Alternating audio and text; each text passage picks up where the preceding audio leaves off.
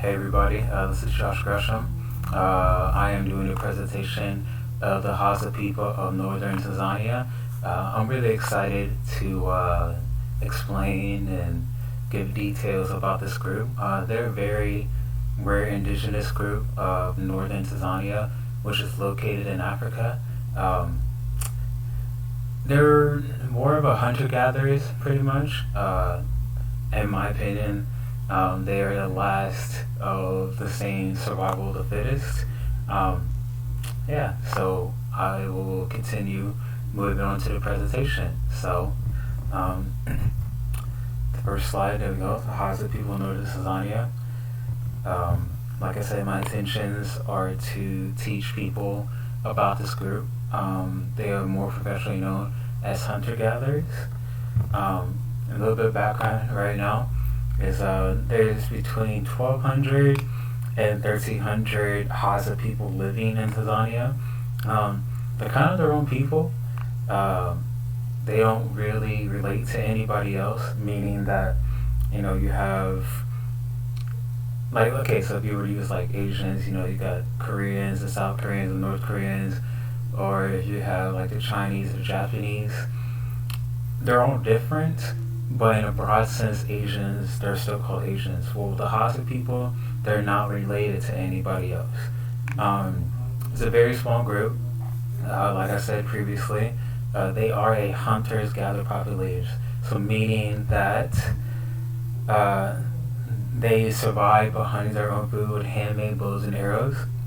Their diet is primarily plant-based, but they do hunt for meat. From what I understand, they hunt for what they see. They don't have their own farm or cattle, so it's pretty much something that they see on site. They do have homes. It's created temporarily by shelters of dry grass and branches and a few owned possessions. They're not really a materialistic type of group. They can be on the move, depending if if somebody is sick or if they get married, but they live by their old ways. So really, they are one of the oldest indigenous groups of mankind. That's pretty much the base of their culture. Their social structure is really tiny but significant. The Hadza are organized in a group called camps. Nothing like a concentration camp or anything. I don't even know why I said that. But it's more so the fact that they like to move into small groups. There is no leader between them. They all like to have discussions. They all have to be rationalized. So there is no tribal or governing hierarchy. Any decisions that they make is made through an agreement. They are mainly a monogamous crew. So, man and wife, that's it. And it's not forced. They have the option to do so. So if somebody does want to get married, then hey, go ahead. Let's see here. Now, to go more into the hunters-gatherers mentality, the biggest thing is Hadza men and women are separate. I remember earlier I said that they are formed in groups called camps.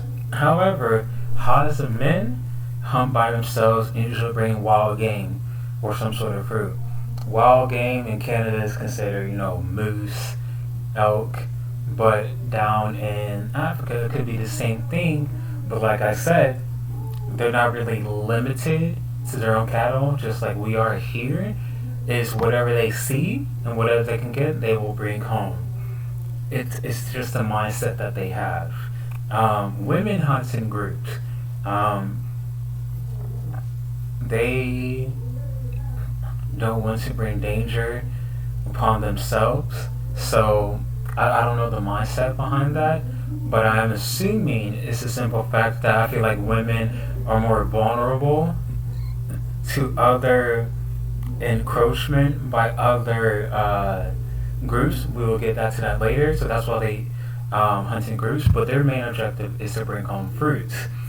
Both women and men are highly, and I mean highly skilled hunters, depending on what is in season. So during the summertime, depending on what their diet is, they may not go for, let's say, moose, for instance, right? Because it's not needed. Moose could be something for the winter times, right? Something to keep them warm, to keep their last long, because it's bigger animals. Animals are probably more in shelter. They're looking to hibernate during the winter time. They don't need that during the summertime. So they will adjust their needs to fit their diet. Like I said, their diet is mainly based on plants. So that's a year-round thing for them. So they probably gather as much plants as they can during the summertime, because as we all know it, during the wintertime plants tend to die. So there you go. I kind of like that, honestly, because I'm a hunter myself. It's more the thing that they like to supply for everybody, right? Like it's just not, okay, I get this and it's for myself. They tend to share with everybody else. If you look at this slide, you have the guy in the top left, he has a baboon. And then on the bottom right, that right there is what you see. I want to say is a raccoon. No, it's not a raccoon. Hold on. Yes, it is a raccoon. So that's a fairly big one and some sort of bird, actually. Sorry, I can't give you the exact detail. But hey, they do what they need to do. However, which I think is a very important thing, the Hadza people do have a lot of cosmologies and myths that pass down from generation, just like a lot of people, but they are not generally characterized by religion. They don't have places of worship. They don't have religious leaders, gods, idols, or anything that many of us have or believe in right now. So I feel like they kind of have their own thing, but religion is not the main factor point of the Hadza people in northern Tanzania. Like I said, they are not closely related to other people. So if that's the case, they have their own thing, which is probably why they've been successful for all this time. Now, religion, I'm sorry, is just, a lot of people believe that religion tends to separate the people, and that's probably why I feel like their people were so closely together. So, that being said,